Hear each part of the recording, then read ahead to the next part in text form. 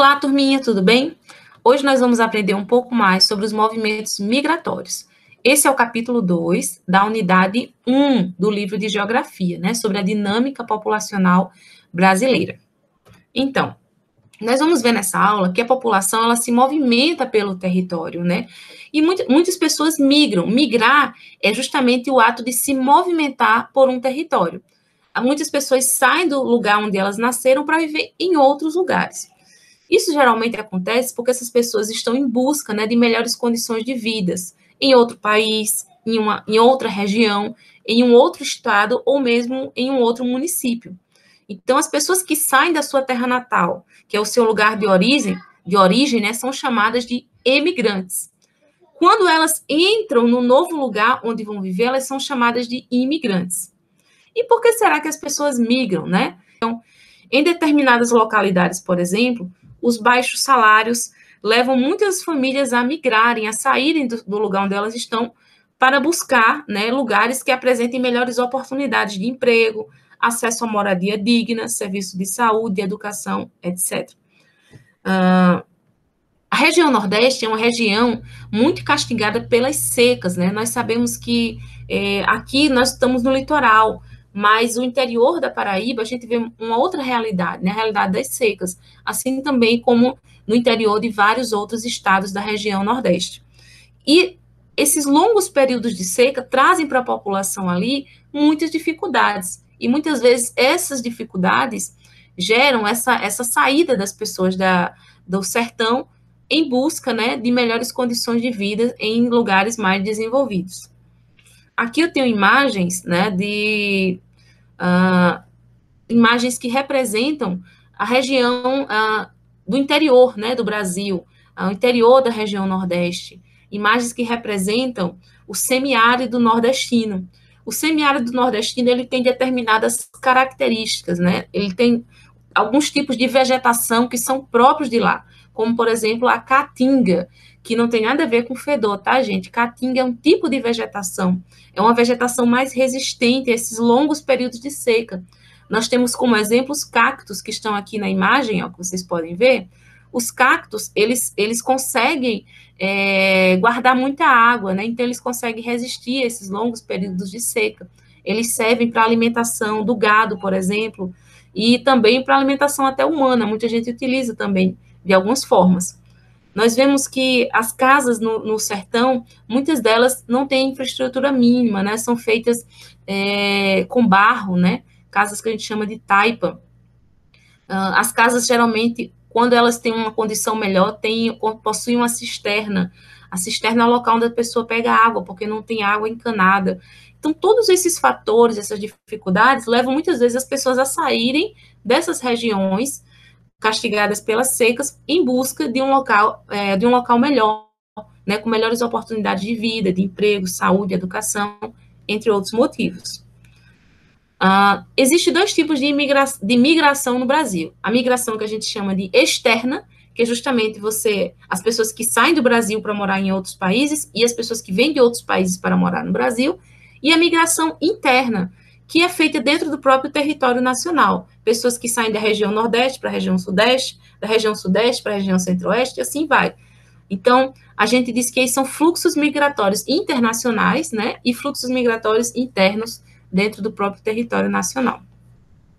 Bem, nós vamos ver aqui que, com relação a essas migrações externas, o Brasil recebeu, ao longo dos anos, pessoas de vários países que saíram dos seus países de origem para morar aqui no Brasil.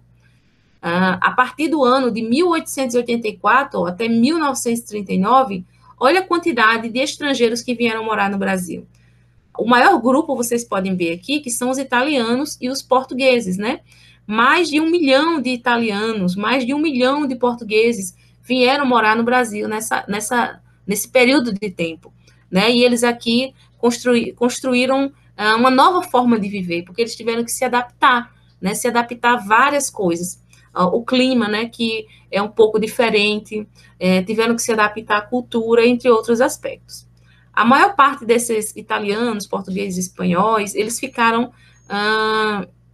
se estabeleceram na região sul e sudeste do Brasil, né? Mas tem outros grupos aqui, ó, gente. Em primeiro lugar são italianos e portugueses, mas também espanhóis, alemães, japoneses, sírios e turcos, entre outras nacionalidades. Vieram pessoas de vários locais, né? Aqui nós temos nesse período de 1884 até 1939, cerca de 4 milhões de imigrantes entraram no Brasil. É muita gente.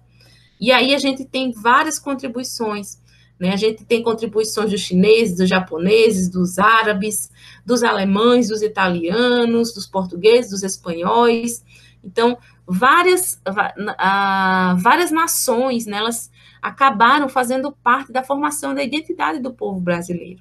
Né? Se vocês observarem, a gente vê influência na arquitetura, na culinária, nas festas, nas comemorações, né? Principalmente na região sul e na região sudeste, nós vemos mais esses aspectos dessas culturas de outros países muito presentes, certo? Mas o Brasil também ainda recebe muitas pessoas nos dias de hoje, né? Quem é que vem na atualidade para o Brasil? Nos dias de hoje, nós recebemos coreanos, chineses, bolivianos, paraguaios, portugueses, moçambicanos, angolanos, além de sírios e haitianos, né? Temos um grande número de haitianos que vêm morar no Brasil com o objetivo de se refugiar das guerras e da falta, né, de estrutura dos seus países. Esses imigrantes, eles vêm aqui muitas vezes com família, com tudo, a fim de fixar moradia e trabalhar no Brasil, para estudar, procurar oportunidades de uma vida melhor, enfim, realizar os seus sonhos, né? Nessa imagem aqui, nós temos um grupo de haitianos que estão assistindo uma palestra, né, para o trabalho em uma empresa de construção civil no município de São Paulo. Então, a gente percebe que essas pessoas que vêm ao Brasil, elas vêm justamente muitas vezes para trabalhar, né, porque vê que aqui tem mais condições deles buscarem uma melhor qualidade de vida. Mas muitos brasileiros, gente, também saem do Brasil com o mesmo propósito, né, de buscar uma melhor situação de vida. Então, nós temos hoje vários brasileiros que saem daqui, milhares, que vão para outros países, geralmente também com o mesmo objetivo, para buscar melhores oportunidades de emprego e educação. Os Estados Unidos, gente, são o país que mais recebe imigrantes brasileiros, né? Em 2015, por exemplo, para você ter uma ideia, de cerca de 3 milhões de brasileiros que viviam no exterior, quase a metade desse grupo aí, cerca de metade desse grupo, ou seja, 1,5 milhão de brasileiros estavam onde? Nos Estados Unidos. Então, os Estados Unidos é o país onde mais os brasileiros decidem, né, ir morar para tentar uma vida melhor.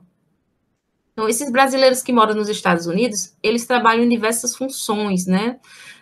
Existem muitos restaurantes, por exemplo, especializados em comidas brasileiras e até jornais publicados em língua portuguesa. A gente vai ver que existem alguns estados, como, por exemplo, o estado da Flórida, onde tem um grande número de brasileiros. Então, lá, em muitos locais, se fala português também, por conta da quantidade de brasileiros que moram ali.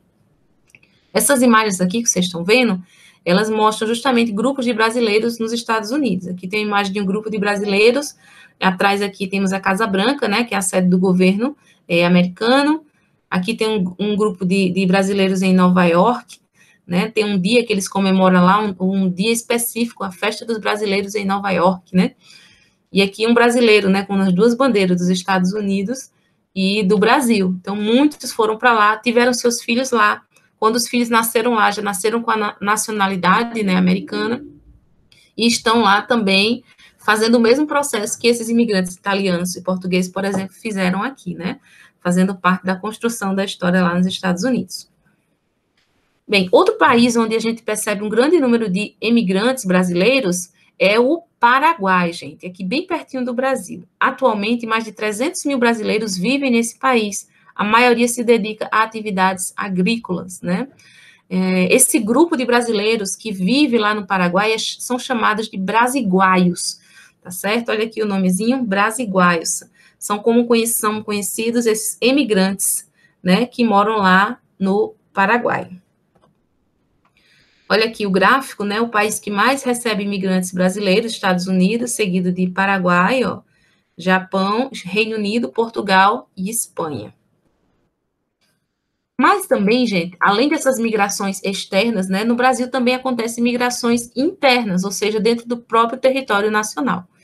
Então, vamos ver que essas migrações são motivadas por fatores econômicos, né? Geralmente as pessoas buscam uma melhor condição de vida, como eu falei, geralmente sempre esse é o motivo, né?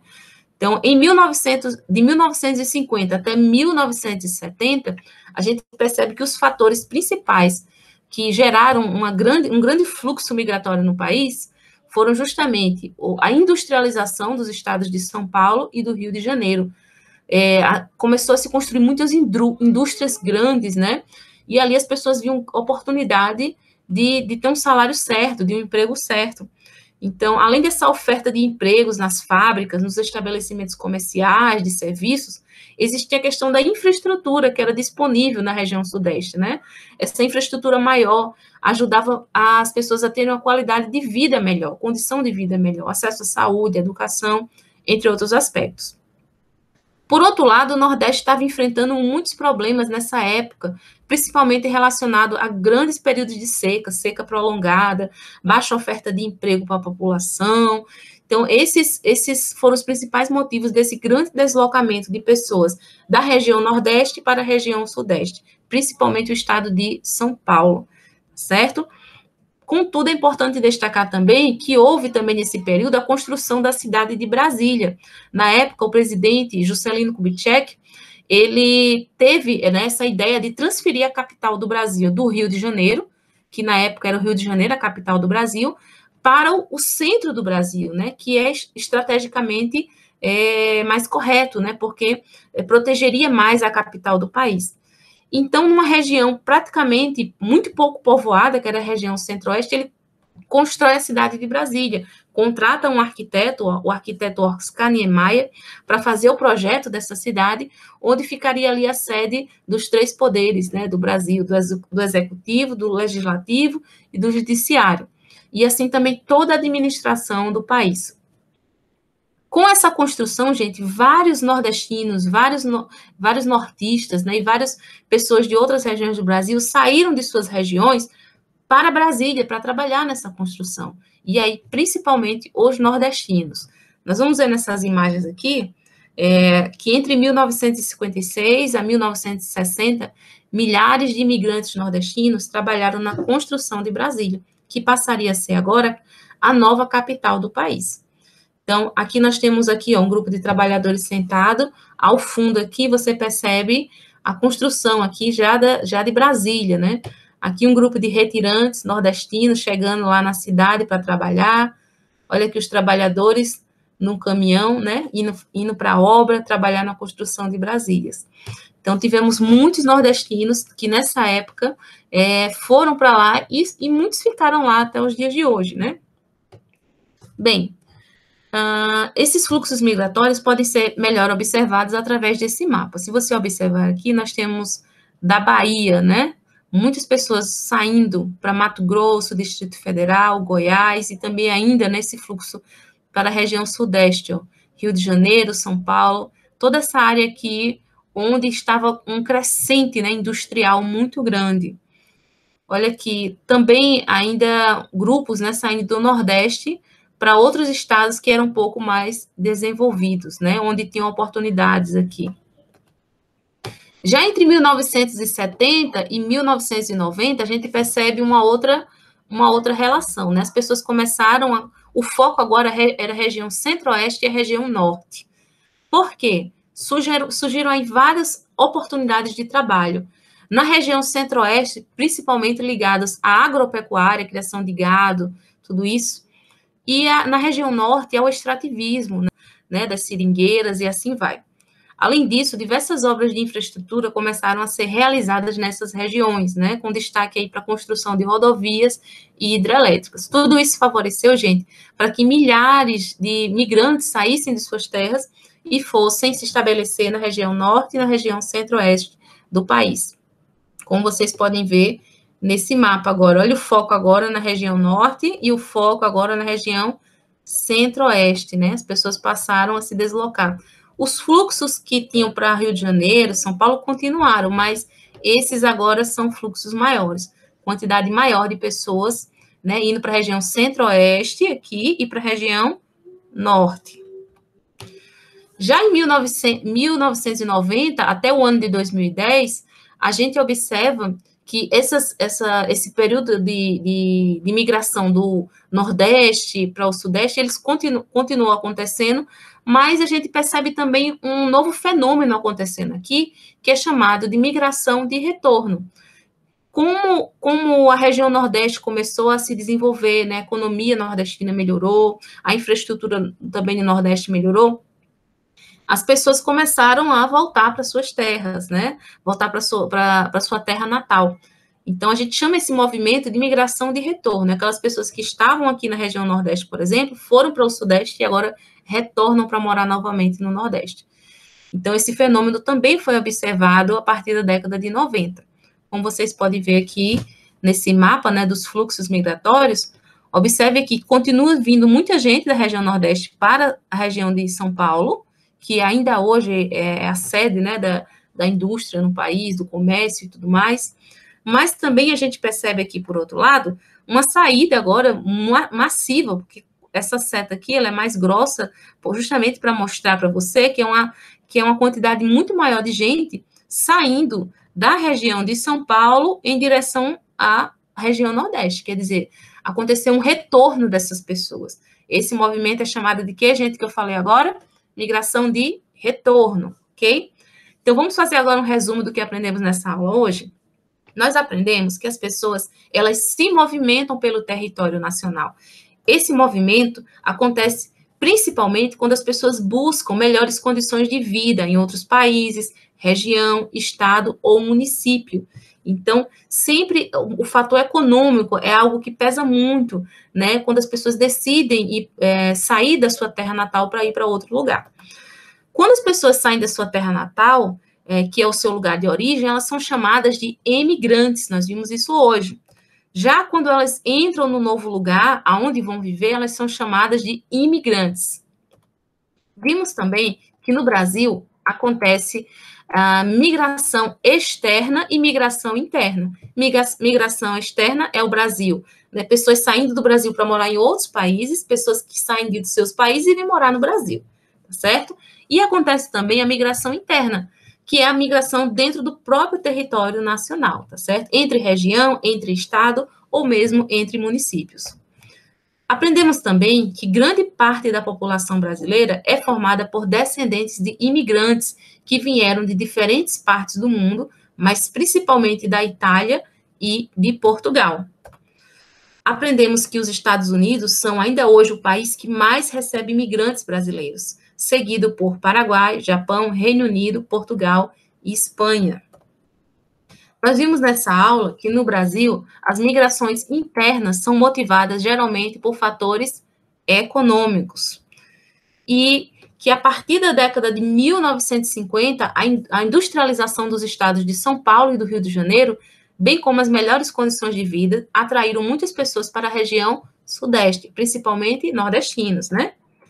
Vimos que a construção de Brasília também atraiu para o centro-oeste muitos migrantes nordestinos, né? Entre 1970 e 1990, surgiram novas oportunidades de trabalho nas regiões norte e centro-oeste, principalmente ligadas à agropecuária e ao extrativismo.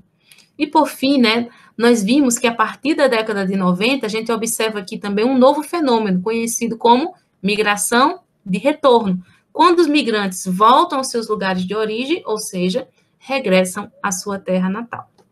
Gente, espero que vocês tenham compreendido essa aula de hoje.